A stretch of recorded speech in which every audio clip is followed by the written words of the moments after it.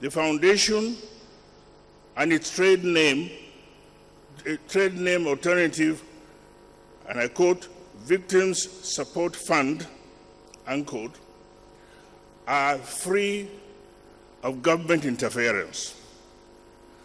We shall guard this freedom jealously. We shall guard this freedom jealously. The funds it collects are not subject to government influence. Rather, they are liable to all the legal rights and responsibilities of a private company. The members of the foundation have pledged to be honest, diligent, and transparent in the discharge of their duties and responsibility. This evening's fundraising event is only the beginning of a drive that would continue over the next few months, both online and, of course, physically, by knocking on the door of every Nigerian and other well-wishers, reminding them of our common humanity with the victims and the need to respond to their plight. All too often, the victims of conflict and acts of terror are soon forgotten, left to pick up the pieces of their lives as best as they can. Incidentally, the majority of these victims are the soft targets that the terrorists prefer, unable to defend themselves and incapable of recovering without help from the physical, psychological, and economic effect of terror. The orphans, widows, families, communities that need us to cushion the effect of horror that has been visited upon them. For the avoidance of doubt, the funds being collected here today and later are not for combating terror or fighting terrorist organizations. Ours is a Victims Support Fund for the humanitarian support of victims of terror attacks.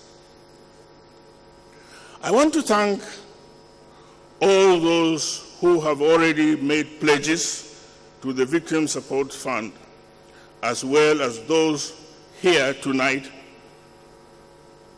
to do so. I assure you that the nation will remember and God will repay you in abundance.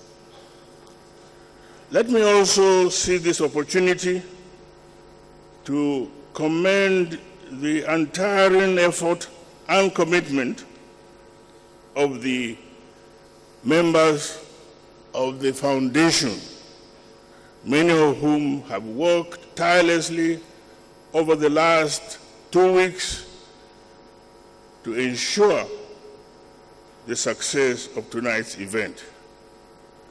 They continue to demonstrate commitment to serve the nation and to justify the confidence that Mr. President has reposed in them. In this connection,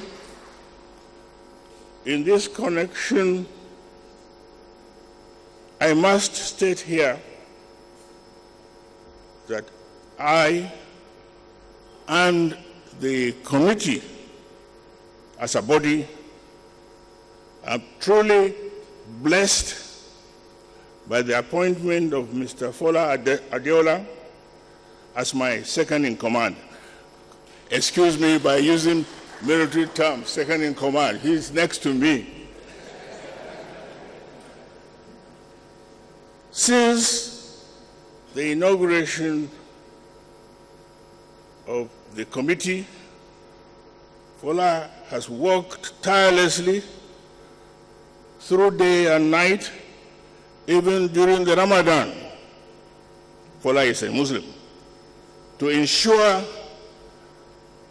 that everything is in place before tonight's dinner. I plan to run this foundation with Fola as the co-chairman, not just them.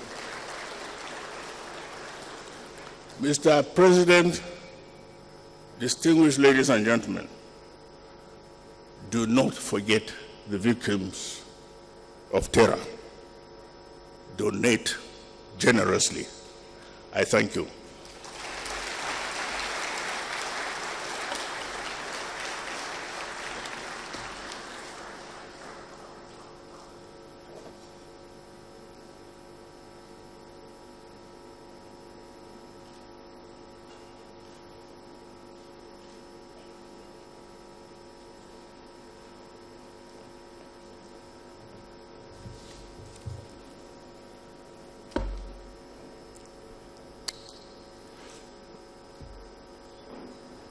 We now need to see the logo of the Victims Support Fund so we can all familiarize ourselves.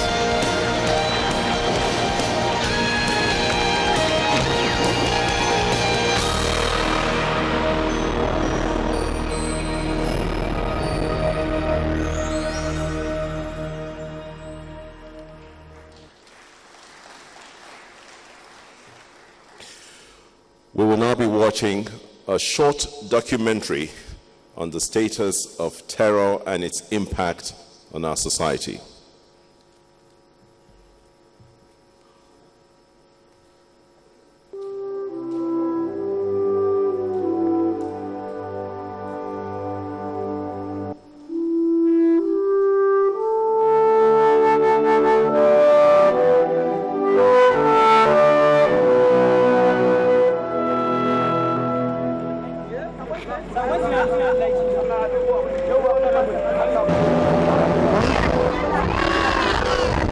Terrorism, an ill wind of sorts, blows no good but gory experiences for Nigerians in Nigeria since 2009 to date.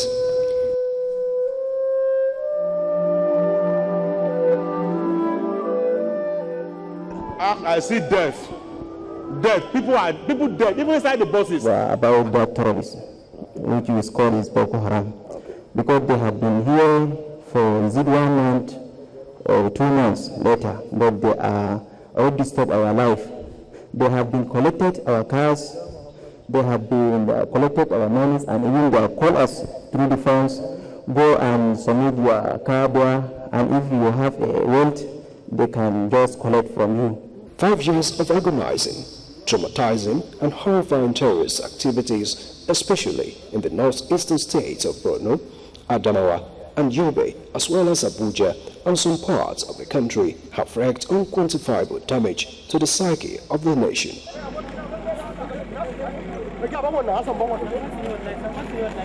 It has inflicted unprecedented depletion to the nation's cherished demographic assets, with the productive youth being consumed daily in bombing, killing, and kidnapping, especially the recent abduction of over 200 girls of the government secondary school, Chibok, in Borno State. The problem of Boko Haram was not created by President Goodluck Jonathan. It was a problem that he inherited. Yes, agreed, the box stopped on his desk. But then, problems that have been there for the past 20, 25 years, it cannot be solved overnight. Orchestrated operational methodology of terrorists targeting women, children, and other soft targets, Nigerians would not forget in a hurry the Kodunga and Buniyadi attacks that consumed students of the Federal Government College, described as the dark chapters in the nation's quest to subdue terrorism.